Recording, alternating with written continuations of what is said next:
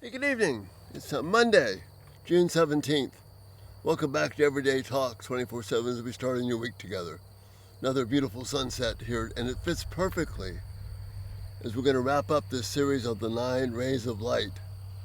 Jesus' game plan for the new covenant to conquer the world for him.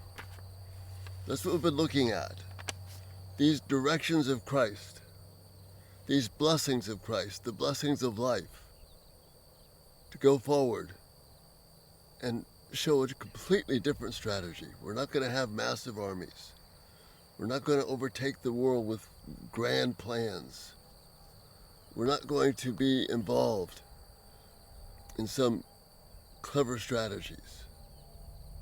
Rather, these blessings of life that we've been looking at, what we call the Beatitudes, these 9 rays of light, they set the tone for how the gospel is going to be brought. It's a powerful illustration of just how different we are in our thinking and what God's ways are. Remember, all through the Old Testament, the point was not how big the army was, not how great the fighters were, but how majestic was the God behind the armies. David, as a young teenager, took out the massive 9-foot giant. We see this all through the Old Testament. Psalm 33 talks about this. It's not the rider, it's not the size of the army, not the horse. It's the God who's behind all of it. So let me read right at the end, 15 and 16 again, at the end of chapter 5 in Matthew. Jesus says, "You are the light of the world. A town built on a hill cannot be hidden. Neither do people light a lamp and put it under a bowl. Instead, they put it on its stand, and it gives light to everyone in the house." These words are important. They put it on its stand, and it gives light to everyone in the house. In the same way, let your light shine before others, that they may see your good deeds and glorify your Father in heaven. See, there's no special ministry here that's required to gift the life of God's blessings to you and to the people you interact with. There's no special audience that's needed. Rather, it's the people that God puts into your life each day.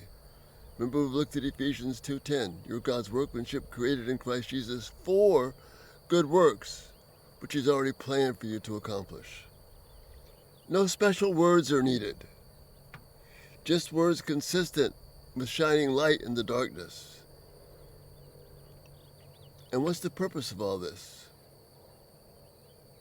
What do we do with these lights? Well, you see on the screen right now coming up are images of lampstands. Remember, I just read to you that they don't put it on, they don't hide the lamp under a bowl, they put it on a stand. You see, the people of God who make up the church of Jesus, they're the lampstands. I'm going to read from Revelation chapter 1, verse 20, where Jesus is talking about the 7 churches that He's about to have John write his letters to them. Listen to what he says. "The mystery of the 7 stars that you saw in my right hand and the 7 golden lampstands is this. The 7 stars are the angels of the 7 churches, and the 7 lampstands are the churches." And when you read through these lists of the 7 churches, only 2 do they really shine brightly. The 2 that are the least likely, not the most powerful ones, but the ones most committed to being light.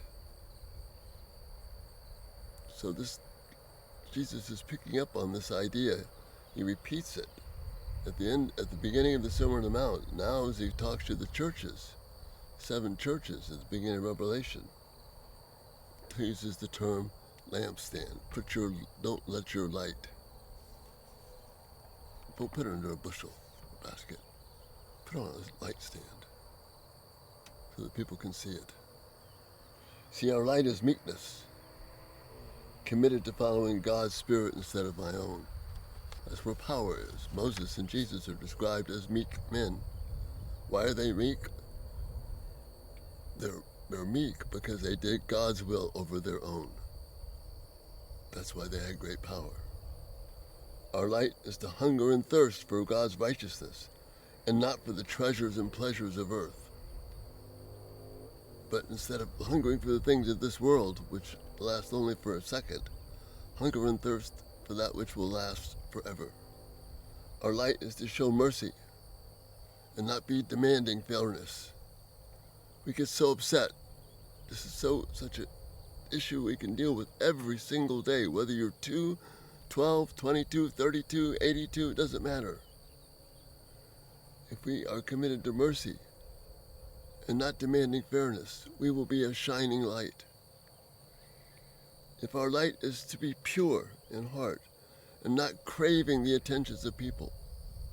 See, purity of heart, genuineness of heart is committed to God and not diluted by seeking the praise of people.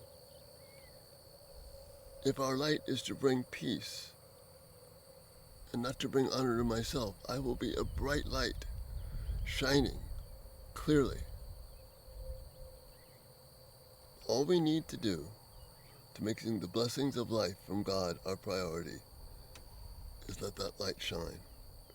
This is how we become people, families, and churches who will bring the light of life to a dark world. This is our mission of light. To be those beautiful golden lampstands who are committed to the blessings of God lived out. And he spells them out for us right at the beginning of the Sermon on the Mount. And it's a beautiful, beautiful quest indeed. Again, I love your thoughts, your feedback. It's been a very impactful series for me.